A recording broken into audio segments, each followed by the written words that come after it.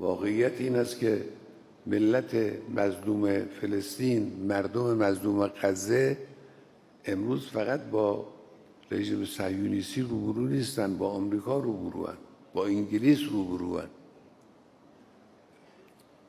اونا هستن که این جنایتکار رو اینجور تقویت میکنن. بلا وظیفه اونا این بود که جلوش رو بگیرن. شما بهشون سلاح دادید، شما بهشون امکانات دادید.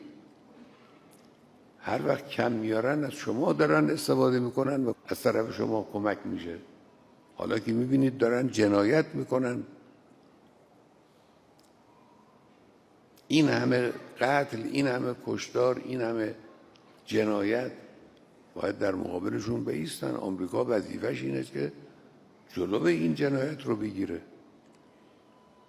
نه فقط این کار رو نمی‌کنن بلکه کمک هم می‌کنن. بنابراین دنیا باید هم در مقابل رژیم صهیونیستی هم در مقابل کمک کنندگانش از جمله آمریکا بایستند به معنای واقعی کلمه.